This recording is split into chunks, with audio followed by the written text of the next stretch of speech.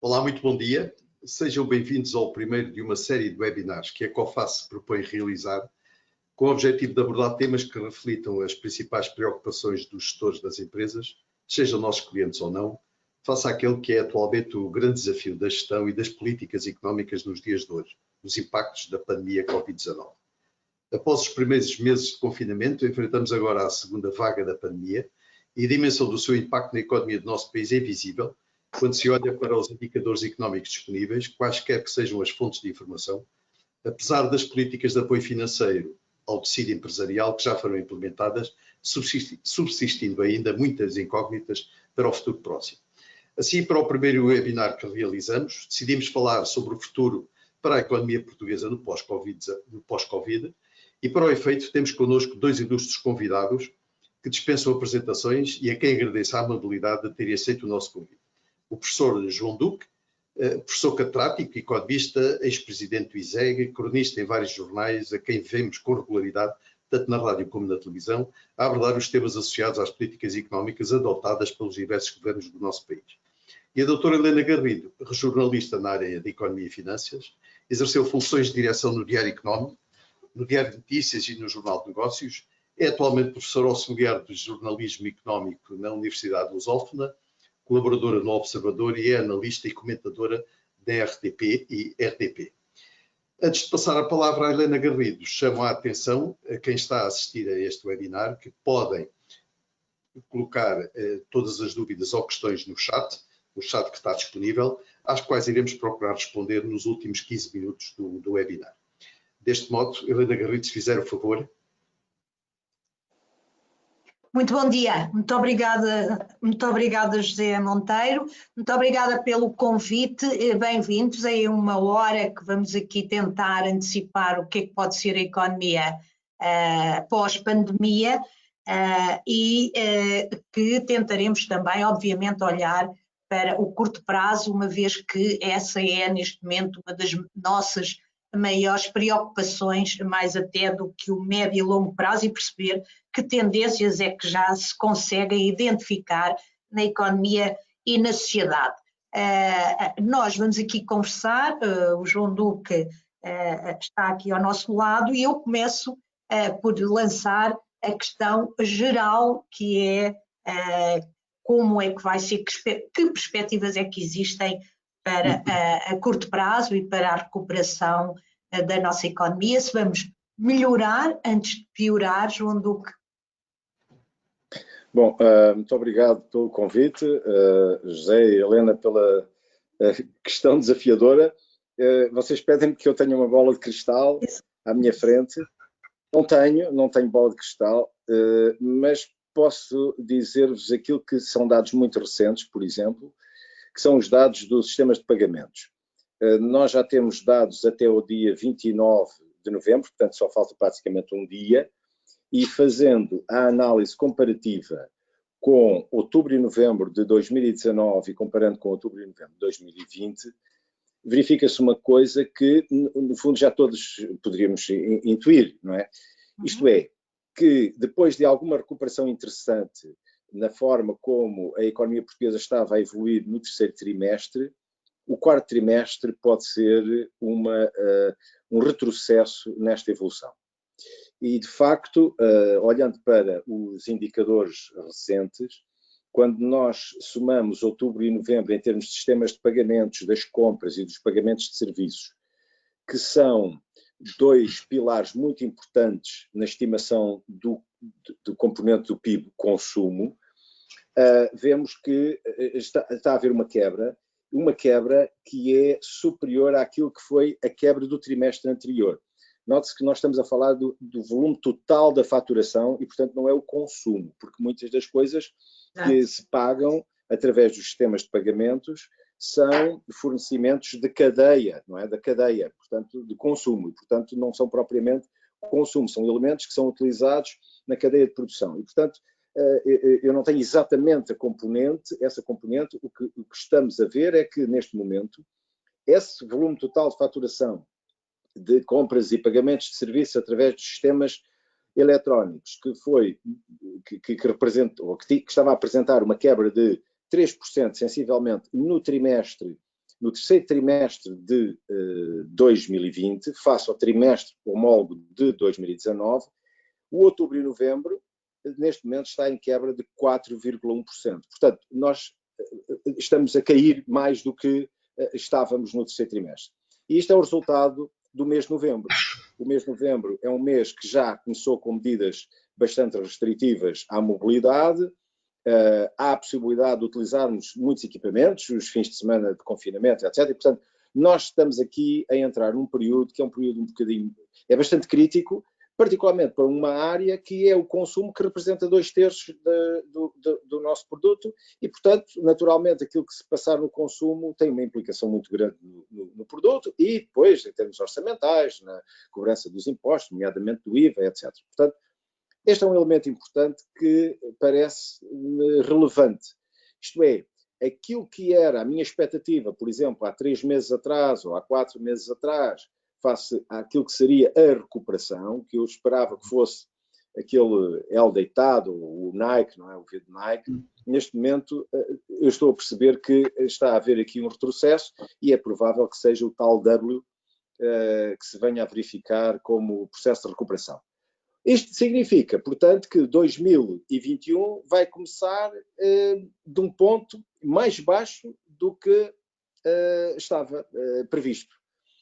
Bom, isto João, pode ser bom. O João pensa que a quebra vai ser superior aos 8,5% que estão projetados ainda de estimativas. Olha, eu sinceramente, eu cheguei à volta disso. Eu cheguei a ter alguma esperança de que nós conseguíssemos ficar ali nos 8%. Este governo, as projeções económicas do Centeno sempre apontaram para uma particularidade, é que ele gostava de fazer projeções e ficar sempre um bocadinho melhor que as projeções. Eu acho que isto era uma tónica muito provável dele que influenciava a equipa, quer dizer, vamos divulgar dados mais cautelosos, para depois, no final, acabamos sempre por ter um efeito muito mais positivo. E eu, sinceramente, olhando para os números até do terceiro trimestre, eu via com uma elevada probabilidade de nós ficarmos melhor do que a quebra dos 8,5%. Exato, umas pequenas contas para fazer isso, concluir isso, não é? Agora vamos ver dezembro. Dezembro é um mês muito importante, é um mês muito, portanto, que está carregado de ciclicidade por causa das compras do Natal, etc. E vamos ver como é que decorre. E isto é alguma coisa que nós não controlamos de todo, porque basta que as pessoas estejam mais confinadas ou menos confinadas a um sábado para mudar imenso naquilo que é o padrão de consumo em Portugal. Os dias de maior consumo são sextas e sábados em Portugal. E, portanto, isto para dizer que quando se avisa que nós vamos fechar, isto pode ter um efeito que inibe as pessoas até de saírem à rua para, mesmo podendo, irem adquirir bens de consumo. E aqui, como eu digo, é muito importante. Agora, o facto do quarto trimestre ser relativamente mau não quer dizer que 2021, em termos de crescimento, até não seja melhor. Muito bem, olhávamos agora para 2021 e tentávamos perceber qual é que é o fator determinante de uma recuperação mais ou menos dinâmica. Bom, nós, face àquilo que é a nossa estrutura produtiva, nós estamos muito dependentes das exportações e aí nós não dominamos, não é? Não temos capacidade para influenciar. O governo pode fazer alguma coisa, pode dar algum estímulo às empresas exportadoras, etc., mas não consegue propriamente substituir-se no volume das exportações, que neste momento já representa mais de 40% do PIB português e, portanto, é de facto um peso muito importante no produto, mas temos depois o consumo e, particularmente, ao nível dos setores de atividade, o turismo é essencial. E, portanto, eu tenho alguma expectativa de que uma boa administração logística da vacina, particularmente nos mercados que são mais importantes para o turismo português, isso tem um efeito muito positivo. Portanto, quando nós estamos a ver notícias sobre, por exemplo, o Reino Unido e a forma como o processo de administração da vacina tem sucesso ou insucesso no Reino Unido, para nós é vital, porque um britânico vacinado é um britânico que tem muito mais elevada probabilidade de voltar a restabelecer a ligação connosco em termos de circuito turístico. E, portanto, eu acho que isso é fundamental. Eu estou sempre muito preocupado em saber como é que as coisas correm lá. Aqui uma externalidade interessante. Há uma externalidade muito positiva dos outros serem vacinados, porque podem vir até cá alimentar o nosso turismo. É até mais importante do que nós sermos vacinados? Sim, é mais importante, porque, vamos lá ver, os portugueses, nós temos uma relação que é muito desbalanceada entre aquilo que é o volume de portugueses que fazem turismo fora de Portugal e aqueles que vêm fazer turismo a Portugal. Mas, de qualquer das formas, a nossa relação em termos de remuneração, de despesa, digamos assim, é uma relação que não é despicienda, não é? Os portugueses, eu fiz aqui há uns meses uma comparação em termos de despesas e receitas que os não residentes fazem em Portugal versus aquilo que os portugueses fazem no exterior, e a relação de troca está, digamos, está na casa dos 2 a 3 por 7. Portanto, cada 7 unidades que gastam cá, nós gastamos 2 a 3. É mais ou menos essa a conta que eu fiz. E, portanto, o que é que aconteceu este ano no verão? Os tais 7 não vieram, mas os 2 ou 3 gastaram cá. E isso foi muito importante. Foi muito importante, pelo menos, para mitigar alguns setores e regiões que eram fustigadas. Aliás, houve regiões que este ano tiveram um acréscimo de turistas e que não eram não residentes, eram só portugueses. Os portugueses têm um padrão e um tipo de turismo diferente do não residente. E isso é muito bom para alimentarmos uma boa parte da estrutura de alguns setores, particularmente a restauração. Nós claro que não viajamos em autocarros, porque nós temos os nossos veículos próprios e estamos no nosso país. Claro que não usamos o comboio, não é? Não os aviões, mas vamos de carro. Ficamos, se calhar, menos em hotéis, mas mesmo assim os hotéis tiveram uma taxa muito interessante de ocupação, face àquilo também que eram as capacidades que tinham disponíveis, porque a hotelaria também teve que baixar o número de camas oferecidas por causa das medidas de segurança sanitária, e a restauração, etc. Mas começou-se este ano a verificar uma coisa absolutamente, eu achava extraordinária, que eu chegar a um restaurante no verão e dizerem-me que estava cheio. E eu achei isto muito bom, quer dizer, era muito mau para mim, pessoalmente, que tinha que sair dali e procura de outro espaço para comer, mas eu ficava contente com estas notícias, que era chegar à porta de um restaurante ou ligar antes e dizer, já estamos cheios, desculpe, já não podemos admitir mais. Isto era muito bom e isto foi um turismo totalmente nacional, houve algum espanhol, mas isto foi positivo. Agora, o ano 2021 está aqui fundamentalmente, a meu ver, dependente da forma como a vacina vai ser aplicada logisticamente nos países que são aqueles que mais dão a Portugal em termos turísticos, nomeadamente os britânicos, os alemães, os franceses, os espanhóis também, e portanto vamos ver como é que corre. Isso é crítico. Depois o consumo interno vai depender um bocadinho também da forma como, através daquilo que são as medidas de estímulo ao consumo, nós conseguimos manter ou não manter. Portanto, aqui a atividade do governo é absolutamente crítica. Agora, eu acho que os valores que estão apontados para o crescimento em Portugal parecem um bocadinho chocantes, não é? Porque nós não estamos habituados a valores tão significativos quando são apontados taxas de crescimento de 5% e coisas assim.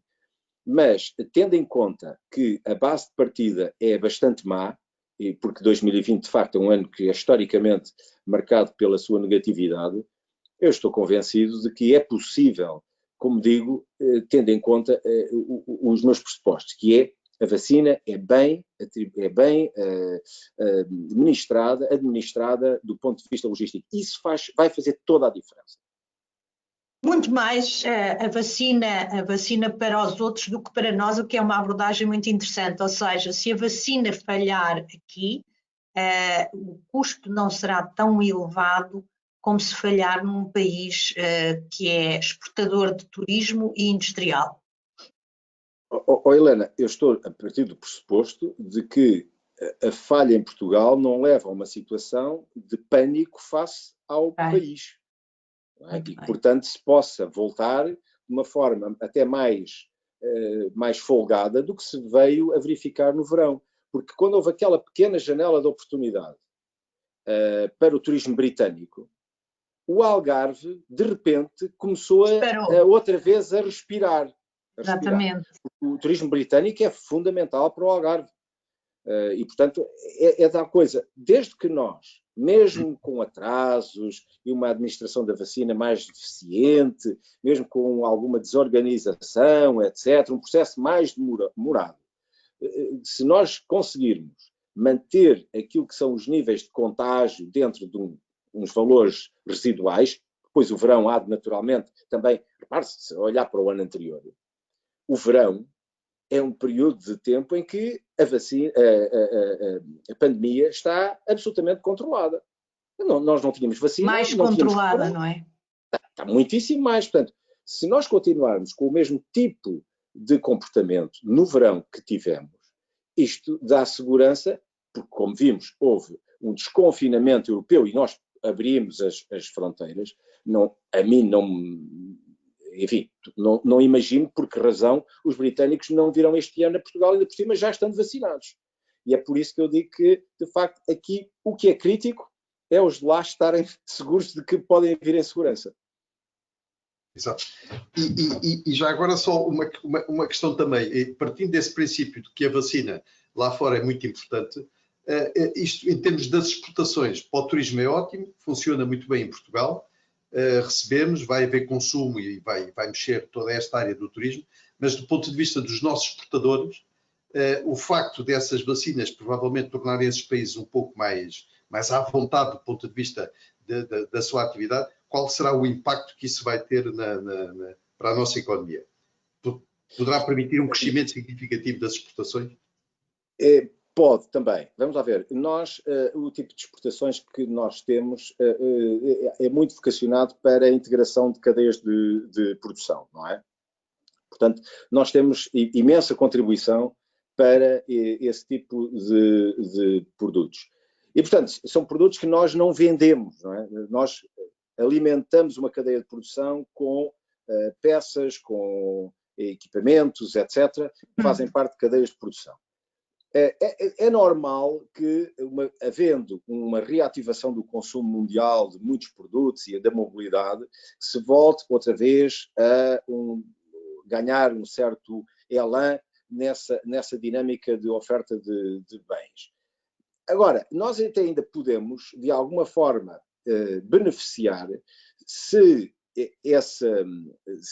além da questão da pandemia mundial, que é muito relevante, houver uma alteração significativa daquilo que são as relações comerciais entre os grandes blocos. Eu estou a falar dos Estados Unidos com a China e com a Europa, particularmente os Estados Unidos e a Europa.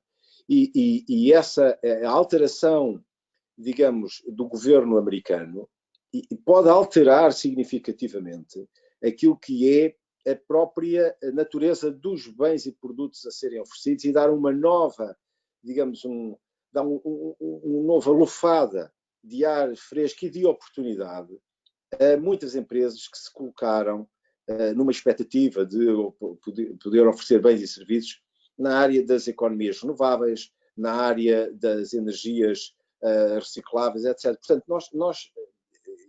nós fizemos algum investimento nessa área, apesar de muita crítica, nós tivemos algum investimento nessa área e podemos agora beneficiar, desde que se dê outra vez, digamos, uma força, não é, a uma determinada linha de rumo e de orientação ao mundo. Porque nós portugueses não pesamos nada e, portanto, nós somos arrastados, nós estamos inseridos na União Europeia e somos arrastados pela grande maré. E a grande maré aqui pode ser modificada, o percurso da maré pode ser modificada por uma posição diferente dos Estados Unidos face àquilo que são as grandes preocupações mundiais e à forma como os Estados Unidos integram ou veem a relação comercial com os grandes blocos. Portanto, eu estou com alguma expectativa de que com a alteração do governo da administração Trump para a administração Biden se verifique uma alteração que tenha efeitos. Agora, não vai ter efeitos em 2021.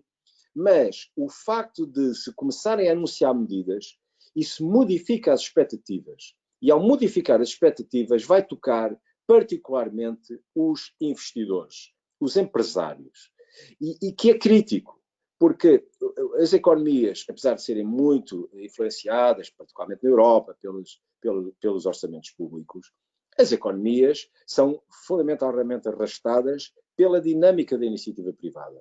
E ganhando-se confiança na iniciativa privada, a iniciativa privada, ao ganhar uma confiança nova, pode, de facto, melhorar. E, portanto, nós podemos aqui ter um processo muito interessante que pode ser um bocadinho conjuntural, mas pode ser interessante, ainda a tentar ajudar o ano 2021, pelo menos para o final do ano, que é, por um lado, resolver-se a pandemia, mas, por outro lado, termos ainda a acalentar em cima desta resolução uma diferente postura da política,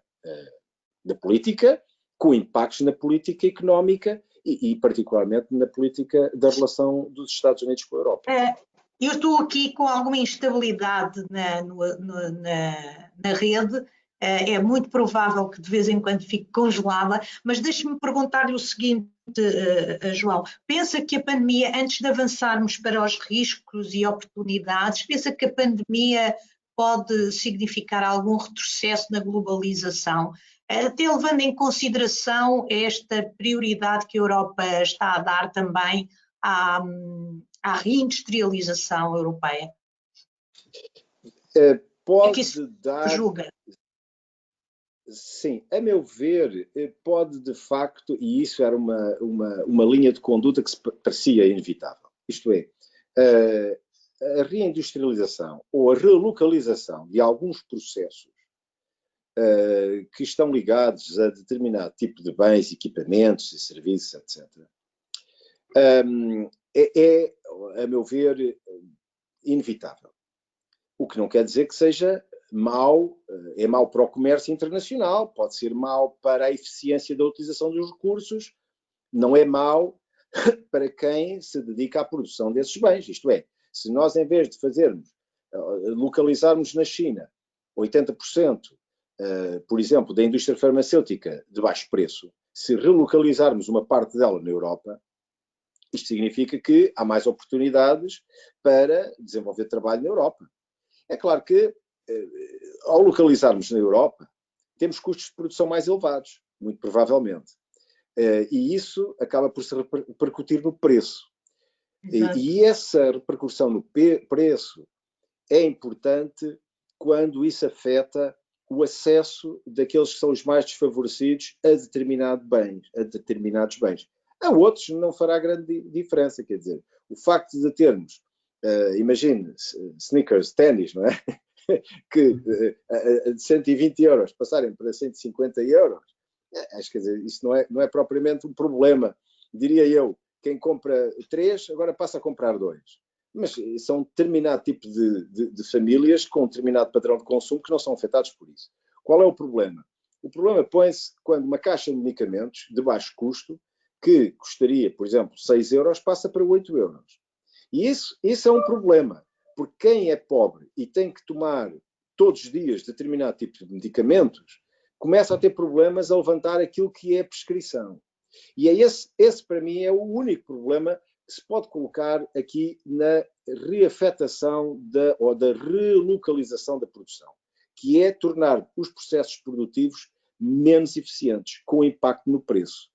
Agora, se nós tivermos o cuidado, simultaneamente, olhar para aquilo quem é que é, digamos, tocado negativamente por esta ineficiência, para podermos fazer a compensação em termos de transferência ou redistribuição, é para isso que servem os governos, é para isso que servem os Estados e os orçamentos. Portanto, temos que ter um certo cuidado. Mas eu acho que esse movimento é inevitável, porque percebeu-se, e a Europa concretamente acho que percebeu, que não pode deixar de ter dentro do seu espaço a capacidade de produzir e de saber produzir determinados bens que podem ser... Oportunidades, para saltarmos agora um bocadinho para os riscos e as oportunidades, que oportunidades é que nós poderíamos ter nesse domínio? O João já referiu o setor das energias renováveis, Está a identificar outros, temos possibilidades temos potencial de reindustrialização? Bom, estamos a falar de Portugal. O nosso... sim, nós podemos fazer aquilo que o capital nos proporcionar. É preciso querer, primeiro, é preciso querer fazer. E é preciso ter uma linha de rumo ou de orientação para Portugal. Isto é preciso, e isso é muito importante, que as elites políticas, que são muito importantes, como nós percebemos, se convençam e que criem um espaço de alguma harmonia sobre aquilo que queremos fazer para Portugal. Eu, quando vi o plano do António Costa e Silva, aquele plano inicial, eu achei muito interessante, porque achei interessante, não era um plano propriamente dito, mas era a possibilidade de termos um documento, esse documento ser discutido e dali se retirarem algumas grandes linhas ou ideias orientadoras que pudessem ser uma boa plataforma de não se voltar a discutir aquilo, sempre a discutir aquilo. Mas infelizmente não vi muito isto, não vi, o resultado não foi esse. Portanto, acabei por ver um resultado que é... Mas quando fala de resultado, é o plano de resiliência e recuperação que foi enviado para Bruxelas. Exatamente. É esse plano que, a meu ver, não é o resultado de um consenso alargado do ponto de vista político. E, portanto, nós temos ali... Deixe-me só perceber porque há aqui dois aspectos. Os fundos europeus estão muito condicionados, não é? Não são grátis. Nós dizemos que é grátis aquele dinheiro, mas não é verdadeiramente grátis, não é? Uma das condições para termos acesso àqueles recursos a fundo perdido é que Portugal concretize um conjunto de medidas que estão recomendadas, algumas há anos, nas avaliações sobre a economia portuguesa. E, se vir nesse plano, encontram-se muitas medidas nesse sentido. E depois, a própria União Europeia condiciona o acesso aos fundos, à agenda digital e à agenda verde. Em que áreas é que pensa que se poderia ter ido mais longe face a estas restrições, que são as 3 grandes restrições de acesso, são as palavras-chave para chegar ao tesouro, digamos assim? O que me parece menos conseguido no plano não é a parte do digital ou da economia verde, e da reutilização dos recursos, é na afetação a essas áreas. É porque uma boa parte da bazuca, digamos, está destinada ainda a muito investimento que não é investimento diretamente reprodutível. E nós temos aqui um problema. Portanto, há muito investimento de natureza social. Eu não estou a dizer que nós não tenhamos necessidade de fazer isso. Exato. Não é isso. A questão não é essa. Nós estamos a chegar a um ponto em que o nível de dívida que já acumulamos. Segundo, a alteração da estrutura demográfica portuguesa. Terceiro, o nível que temos de produtividade. Estes três elementos são absolutamente críticos para nós sabermos onde estamos e o que é que precisamos de fazer. Porque eu estou com 60 anos de idade. Eu, dentro de 10 anos, aposento-me. E eu gostava de ter, pelo menos, o nível de suporte e apoio que tem atualmente a atual geração naquilo que são os sistemas de proteção à terceira idade e de saúde.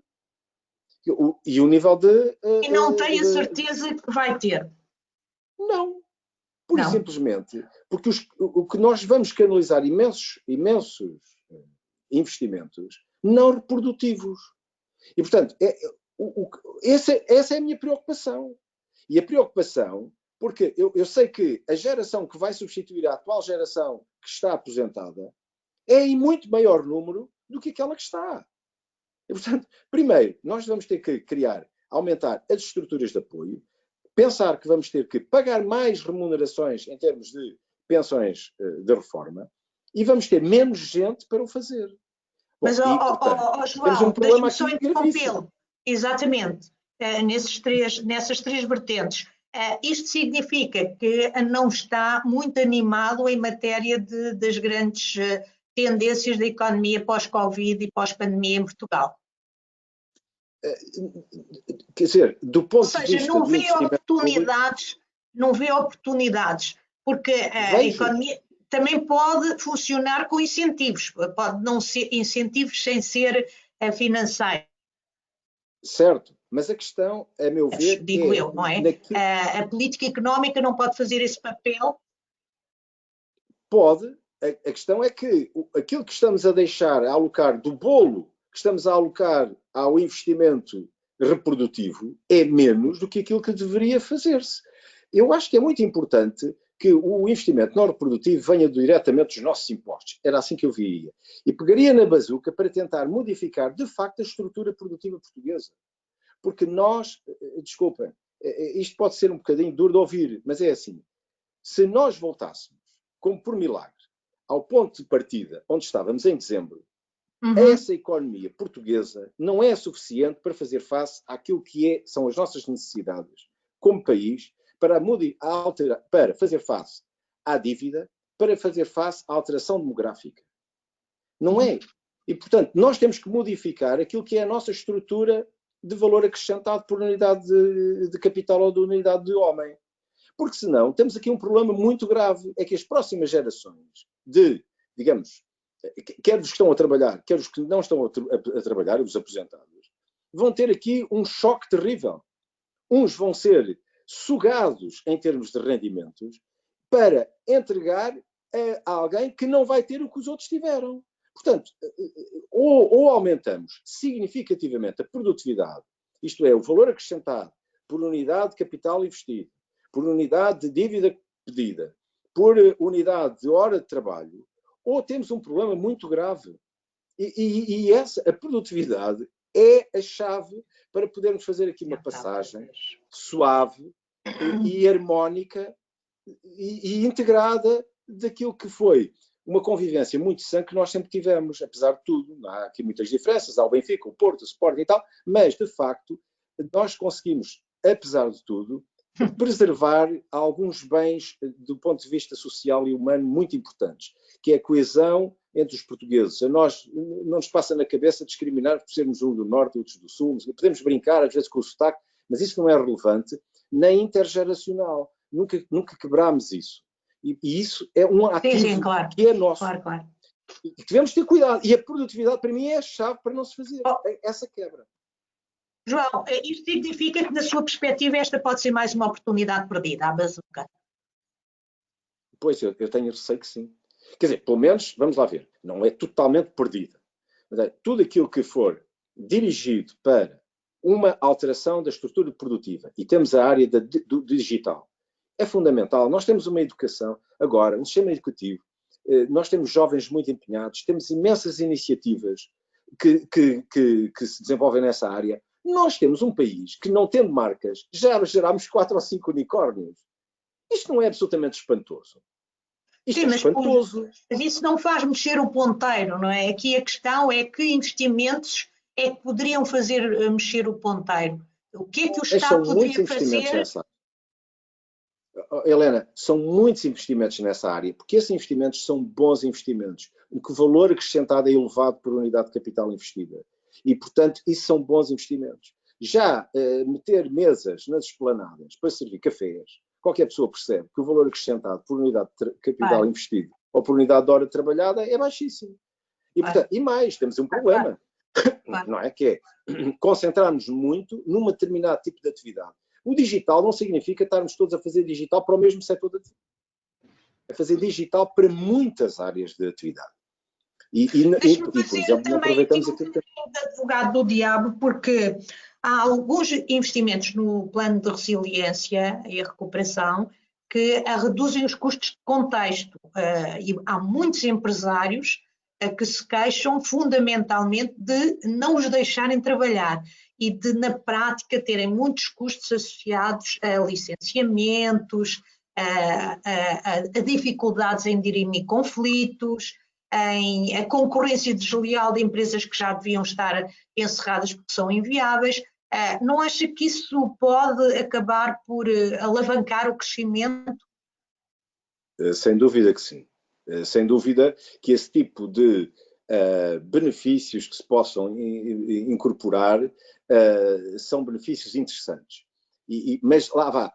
Aí o que se está a fazer até é provocar o estímulo para que haja oferta de bens, neste caso de serviços, provavelmente, que, ao transformarem os processos, não é, torne toda, digamos assim, quem está dependente, toda a pirâmide que está dependente desse tipo de dinâmicas, de processos, de autorizações, etc., mais fáceis e ágeis. Mas, mais uma vez, muito provavelmente, o que vamos fazer é fazer apelo e recurso a uma oferta digital, porque muitas destas coisas são passar ao digital.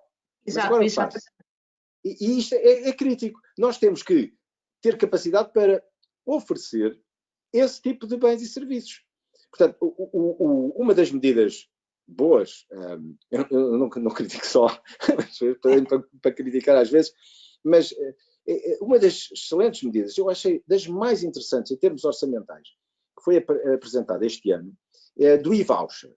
E o e-voucher é interessantíssimo pela janela de oportunidade que dá aqui de fazer política fiscal de maneira diferente, que é uma experiência... O digital. Só é possível com o digital. Exatamente. Mas vai mesmo ao fim. É que esta medida é interessantíssima. Porque é quase como, pronto, aqueles cupons que nos dão na loja, quer dizer, nós vamos a uma rede de distribuição de combustível e depois ficamos com pontos ou créditos para do ponto de vista intelectual pode ser muito interessante, mas não é efetivamente uma medida que faça mexer o ponteiro, não é, da economia. Não vai fazer mexer o ponteiro, mas abre aqui o espaço para uma nova era na área da Exatamente.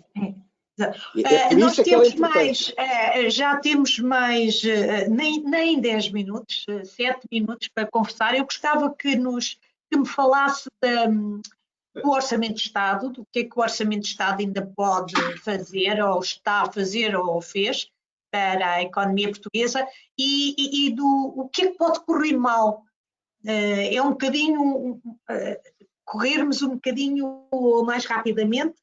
O Orçamento de Estado, se calhar, já foi muito debatido, mas o que era o cenário de pesadelo? Porque se nós estivermos preparados para o pior, estaremos prontos para o melhor, com certeza. O que era para si o cenário de pesadelo? O pesadelo é verificar-se que a vacina não tem efeito. Esse é o pesadelo. Para mim, esse é o pesadelo, neste momento. Imagine-se que se começa a verificar que os testes feitos não foram suficientes. É estranho, não é? E começa a perceber-se que há muita gente que é reinfectada mesmo vacinada, mesmo vacinada. Isso pode criar um pânico na população e um desânimo total na população. É por isso que um dos meus receios, e que está a verificar isso, é muito desanimador. E eu lembro-me de ter dito isto. Bom, aqui é muito mal se houver uma segunda vaga, porque uma segunda vaga antes de uma vacina vem provocar um grande desânimo. E as pessoas ficam com mais medo, isolam-se mais e acabam por ficar mais confinadas. E, portanto, neste momento nós verificamos isto. É que as pessoas ficam em casa e mesmo porque têm mais receio do que tinham. Alguns ficam muito preocupados. E, portanto, esse efeito é muito mau. Portanto, se eu pensar assim, isso é uma calamidade. Porque nós descobrimos é o pior cenário que eu aqui antecipo, não é? De curto prazo. E em matéria daquilo que pode condicionar a nossa recuperação?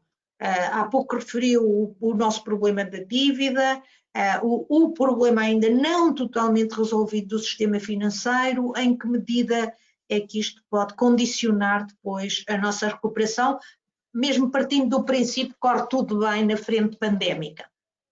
Bom, se correrem as coisas bem na frente pandémica, eu acho que isso é suficiente para desdramatizarmos o problema, um problema muito grave na área, por exemplo, bancária. Agora, não tenhamos dúvidas, é que nós estamos a passar aqui por um período em que pode haver aqui um mismatch de cash flows. Isto é, mesmo que o ano acabe por correr bem, durante 2021, dados os estímulos orçamentais, etc., acaba por se ter aqui um problema de cobrança de impostos e necessidade de até termos uma diferença entre o momento em que se cobram impostos face ao ano e aquilo que é a necessidade da utilização dos recursos para injetar nos pagamentos do Estado. E isso pode levar até a um efeito de antecipação de aumento de dívida. De qualquer das formas, isso pode significar que chegamos ao fim de 2021 com um volume de dívida muito grande e isso pode começar a assustar os mercados. Bom, e então qual é, a meu ver, a direção depois que temos que fazer, para além de rapidamente diminuirmos aquilo que é o déficit para depois de 2022, é atuarmos de uma forma muito eficaz, muito incisiva na redução da dívida. Porque se nós ficarmos isolados em relação ao pelotão da Europa, em termos de volume de dívida, nós já estamos afastadíssimos daquilo que é a zona central por causa da dívida que vamos sofrer este ano, porque vamos ter uma quebra do PIB muito significativa e, portanto, o volume de dívida está a aumentar. Quando se relacionar no final do ano com o PIB nacional, vamos disparar para um volume de dívida pública da ordem dos 130 e tal, quase 140% do PIB. Isso assustará o mercado. Claro que se todos eles se endividarem bastante e se todos eles subirem num valor semelhante, nós, ainda disfarçamos. Disfarçamos. Atenção, disfarçamos, quer dizer, estamos com o grupo. Continuamos afastados, mas estamos com o grupo. Agora, há uma coisa que não tínhamos dúvidas nenhumas. Porque, particularmente, os países, os chamados frugais, os da zona centro da Europa, vão rapidamente tentar reequilibrar aquilo que é a sua posição de indicador rácio-dívida face ao PIB. E vão fazer um esforço tenaz. Que notem, para eles pode ser difícil, mas é muito mais fácil do que para nós. Por isso, simplesmente porque a capacidade deles é diferente. Sim, portanto, e partem de um valor mais baixo, não é? Exatamente. Portanto, eles mais facilmente se recolocam no nível onde estavam e nós podemos, se não voltarmos, se não olharmos para isto com cuidado, vamos ficar isolados. E depois é como na crise anterior. É que toda a gente se endividou, mas de repente descobrem que, atenção, há uns que estão muitíssimo mais endividados que outros. E esses são logo apontados. Pois é, o problema é nosso. Porque neste momento o problema é de todos. E o problema, quando passa a ser nosso, então aí estamos sérios. Porque todas as medidas de política monetária, etc., são endereçadas, quando são endereçadas para a Europa, são endereçadas para todos. E, portanto, aí, aquilo que nós beneficiamos de uma forma geral, não temos problemas. Quando os problemas passam a ser específicos, então aí as medidas são específicas e têm que ser negociadas. E a negociação, normalmente, não traz só o apoio, traz a responsabilidade e os compromissos. E isso volta a ser um processo muito doloroso. Portanto, o meu receio é de nós, em termos de orientação política, em termos financeiros, não se olhar para este problema logo à partida e começar a pensar que nós podemos fazer o que quisermos e que temos muita liberdade orçamental. Infelizmente não temos. E o meu receio é, quando ouço ver compromissos a serem tomados, que dificilmente se levantam. Porque é muito fácil dar, é muito difícil retirar.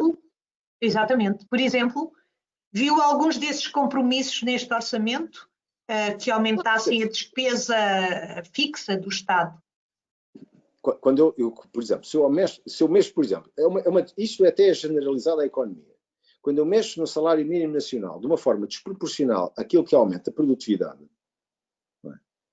E com impactos gerais na economia, numa altura, e ainda por cima, quando às vezes se faz uma discriminação entre o público e o privado, eu sinceramente fico muito assustado. Porque há medidas que nós não podemos mudar, não se conseguem mudar. Só em situação de calamidade específica. A específica é não haver dinheiro. Neste momento há dinheiro. Porque lá está, as medidas de política monetária são para todos. Há dinheiro para todos. Não há qualquer problema. Quando nós vimos, como olharmos para 2008, 2009, 2010, aí percebemos que rapidamente o dinheiro Desapareceu. Exatamente. Nós não tínhamos dinheiro para pagar as pensões. E nós não queremos que a história se repita. Um último aspecto em relação à banca. Vamos precisar de ajudar a banca outra vez ou pensa que os banqueiros, estando conscientes dos riscos, vão criar um mielheiro para o que vier em 2021, que é muito provável que o crédito mal parado aumente? Eu acho que, bom, vamos lá ver, se normalmente nós tivermos 2021 tal como estamos a prever, vai haver um aumento, claramente muitas empresas acabarão por, pronto, entregar aquilo que são os seus ativos e os créditos mal parados podem aumentar um bocadinho, mas eu espero que, lá está, faça aquilo que eu disse, se as coisas correrem bem, se a vacina for administrada adequadamente, se os Estados Unidos tiverem uma relação de abertura com o mundo de uma forma mais aberta, etc., nós podemos fazer aqui uma transição suave e a banca faça aquilo que tem sido a sua gestão, tem sido muito acompanhada pelos reguladores, etc., possa pelo menos não vir a ser um problema adicional.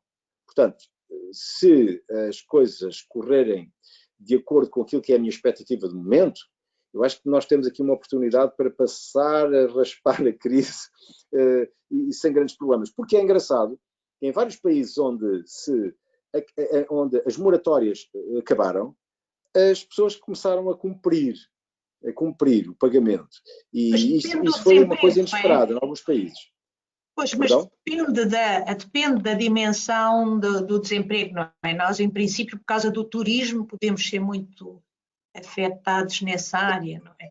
Esse é o problema. Nós tínhamos muitas empresas que não estavam boas de saúde, apesar de tudo. E isso é que é uma coisa espantosa, porque depois destes anos de crescimento e depois muita limpeza com a crise anterior, eu pensei que o nosso tecido empresarial português, muitas ainda estavam bastante com... João, já estamos a entrar nos 15 minutos que estamos a contar com quem nos esteve a ouvir para colocar as suas questões, e eu pedi então ao José Monteiro que partilhasse connosco as questões que foram colocadas. Neste momento, quem nos está a ouvir ainda não colocou nenhuma questão, mas eu tenho uma para colocar ao João Duque. E tem a ver com o seguinte: falou num aspecto muito importante, que é o facto da tal reindustrialização que a Europa tem que observar, a necessidade que nós temos de encontrar formas de fazer um crescimento, enfim, para garantir emprego e garantir que as coisas, enfim, funcionem. Eu diria, o que é que nós, neste orçamento, deveríamos ter de incentivo para captar investimento? Porque o investimento não vem sozinho, vem com a tal iniciativa privada que tem que ter aqui uma alavanca. E o que é que acha que falta neste orçamento para fazer essa alavancagem do ponto de vista de investimento e, enfim, criar crescimento saudável? Eu diria que falta tudo. Olha, é muito interessante lermos o sumário executivo do orçamento. É interessantíssimo. O sumário executivo, quando chega às empresas, começa com as famílias, com as pessoas, não é? Normal, também. Também não se esperava outra coisa. Mas, em primeiro lugar, as pessoas. Mas olhamos para as empresas. A primeira medida que é destacada no sumário executivo de apoio e estímulo às empresas é: nós não vamos aumentar os impostos. Eu acho que isto é absolutamente extraordinário. Isto é uma não medida. Atenção, isto é a primeira medida que é anunciada. Repare-se, isto é um sumário executivo onde quem está a escrever elege as coisas mais relevantes para colocar ali. Para quem não tem muito tempo, lê aquilo e aquilo mostra evidência o que é que são os highlights. E o primeiro highlight é: nós não vamos aumentar os impostos sobre as empresas. Portanto, repare-se, e isto é considerado uma medida, a primeira medida de estímulo. E depois vai por ali fora. E se formos por ali fora, as medidas não são orientadas para fazer uma aposta decisiva no crescimento e na atividade empresarial. Portanto, eu quase que diria: temos que manter as empresas porque elas são a fonte de emprego das pessoas. E as pessoas são quem vota. Pronto. E, portanto, há aqui uma visão sempre muito utilitarista para esta ideia. Ainda hoje, notícia do dia, é a questão das tabelas de retenção do IRS. E descobre-se que, no máximo, aparece são 2 euros, que uma família vai alguém com um rendimento mediano, no máximo recebe 2 euros. Com 2 euros eu fico muito agradecido, porque são 2 cafés e é preciso que não seja numa esplanada. Pronto, no mês, e portanto eu fico muito contente com isto. A pergunta é, porquê? Bom, 2 euros para mim não é relevante, mas se calhar for 1 euro para uma pessoa que ganha muito pouco, já consegue, de facto, beber 1 ou 2 cafés num sítio onde é mais barato, mas isto, quer dizer, do ponto de vista, o que é que isto pode fazer? Pode fazer, é uma medida que permite que um político enuncie medidas e diga, e vamos ter mais rendimento disponível. Bom, esta medida é uma medida que ele pode agora repetir, e tivemos mais rendimento disponível. É verdade. Este mais é que é um mais com letras minúsculas. Mas é verdade que teve mais. Portanto, há medidas que são orientadas muito para a política e para a utilização da política para o poder, para a manutenção do poder. E isto, para mim, não é fazer política orçamental, porque política orçamental então, se calhar é preferível pegarmos naquele esforço orçamental e utilizarmos numa outra coisa que tivesse mais algum efeito. A menos que se acredite que estes 2 euros ou 1 euro adicionais sejam uma forma de contribuir para um aumento de um consumo localizado, digamos, o tal café, e que permite depois alimentar mais um posto de trabalho ou outro, aqui ou lá, mas coisas muito localizadas. Mas, de resto, isto não é uma medida que, digamos assim, seja uma medida... Sim, essa medida, João, essa medida é até regressiva, não é? Do ponto de vista da... E depois paga-se a seguir. Não é regressiva no sentido em que aumenta o poder de compra das pessoas que ganham mais. Do ponto de vista até do combate às desigualdades, é uma medida que não é muito positiva. Foi mais positiva o aumento do valor mínimo a partir do qual se paga IRS, mais importante até do que esta. Mas há muito marketing e poucas medidas eficazes, é isso que nos está a dizer, mas que vê aqui algum tipo de medidas que pudessem ser tomadas para incentivar a economia, ou não estamos a tomar as medidas porque não temos dinheiro? Bem, esse é o ponto-chave. Este orçamento podia, por exemplo, ser a antecipação do início do programa de recuperação e resiliência. Mas não é. Não é. E porquê é que não é? Porque nós não temos capacidade para nos endividarmos de uma forma absurda. Já falei disso, não é? Nós estamos num limite de nível de endividamento que é muito perigoso, nós irmos muito para além daquilo que estamos a fazer. Portanto, mesmo assim, nós vamos ficar com um nível de endividamento relativo ao PIB muito elevado, muito provavelmente perto dos 140%. E eu acho que isto é preocupante. Não temos grandes margens. Eu tenho a certeza absoluta que, se tivéssemos margem, António Costa era o primeiro a desejar ir por aqui fora. Eu não tenho a mínima dúvida. E tinha. Agora é que era a oportunidade para gastar, porque neste momento franquearam-se os orçamentos, não é? A União Europeia franqueou os orçamentos e diz: endividem-se e alguém vai comprar a vossa dívida. Portanto, temos todas as condições. Aliás, Portugal está a colocar dívida a um nível de preço nunca visto. Nós, neste momento, já estamos com taxas negativas a prazos absolutamente impensáveis para Portugal. E, portanto, o problema da liquidez é um problema que não existe no momento. Endividem-se, mas, digamos, de alguma forma, há uma consciência no governo de que, se o fizermos isto de uma forma explosiva, isto tem consequências brutais logo a seguir. E, portanto, nós não podemos ir por essa via. E por isso mesmo, temos aqui alguma limitação.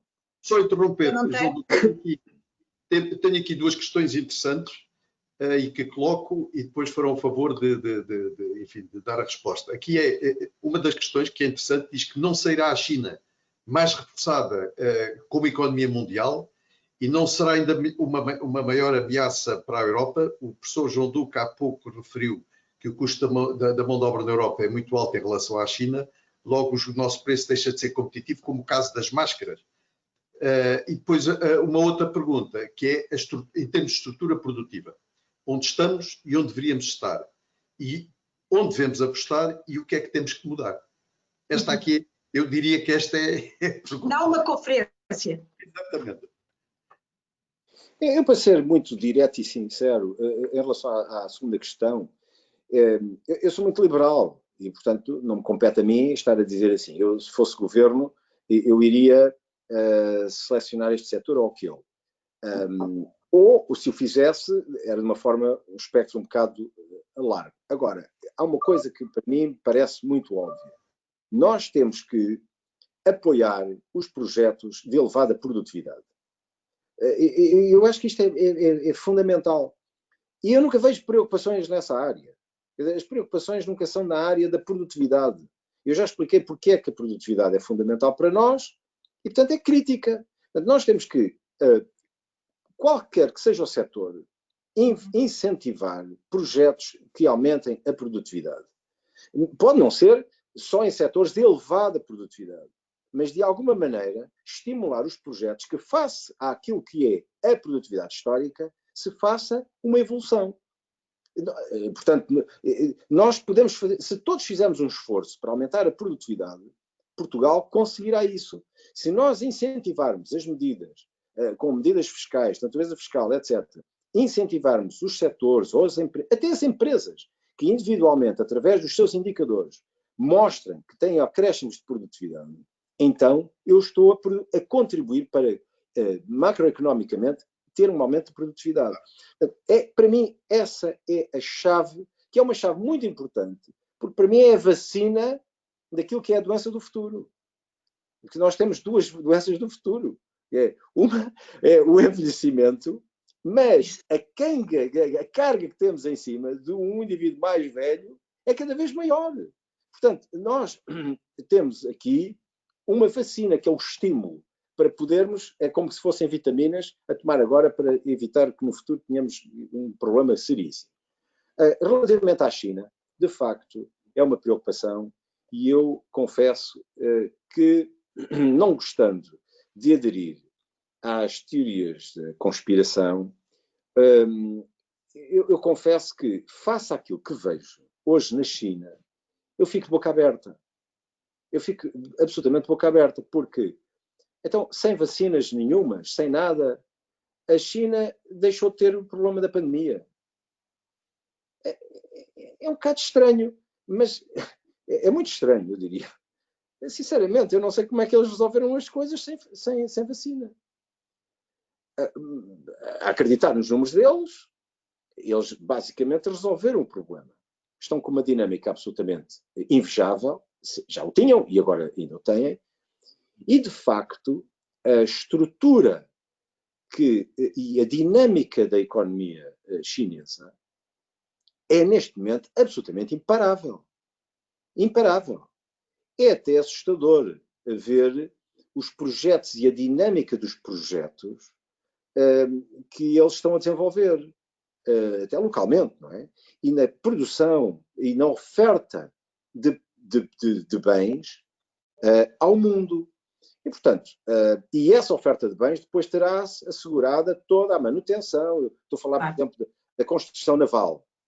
É absolutamente extraordinário o que se tem feito nessa área e que eles estão a fazer. Portanto, para além disso, eles têm estado a aproveitar de um abaixamento dos preços dos ativos em todo o mundo. E, portanto, há aqui alguma medida que, em termos macropolíticos, deve ser pensada para reequilibrar. E desse ponto de vista, a Europa, não sei se queria acrescentar mais um ponto, estamos mesmo em cima da hora, desse ponto de vista a Europa tem um plano, não é, de tornar a Europa menos dependente da China. Eu vou fazer umas frases, se me permitirem, muito rápidas de tentativa de resumo desta nossa conversa. João, muito obrigada, abriu-nos aqui muito a cabeça em relação a um conjunto de tendências. Espero que tenha sido útil para quem nos esteve a ouvir. Eu diria, no curto prazo ainda temos um nevoeiro muito cerrado, mas este nevoeiro, esta incerteza, começará a dissipar-se no primeiro trimestre do próximo ano, quando aquilo que o João Duque referiu como o maior pesadelo, que é as vacinas não funcionarem, a pandemia afinal não ficar controlada, não se criar aqui uma expectativa de que a pandemia está controlada, penso que nessa altura já poderemos ter mais informação e conseguir já reduzir o nevoeiro em que estamos submersos neste momento ao nível da incerteza. Não estará toda a gente vacinada, mas pelo menos a incerteza poderá já ser inferior na primavera e os empresários conseguirão com certeza trabalhar melhor. Muitas interrogações em relação ao que é que vai ser a economia, sendo certo que as perspectivas é de que seremos um país mais industrial e mais industrial, mais de serviços, com outros serviços, com a aposta no digital e menos de turismo, que percebemos que não vai garantir o aumento de produtividade que necessitamos para vencer os desafios que temos pela frente. Quero agradecer ao João Duque, quero agradecer ao José Monteiro pelo convite e passo-lhe a palavra, José Monteiro. Muito obrigado.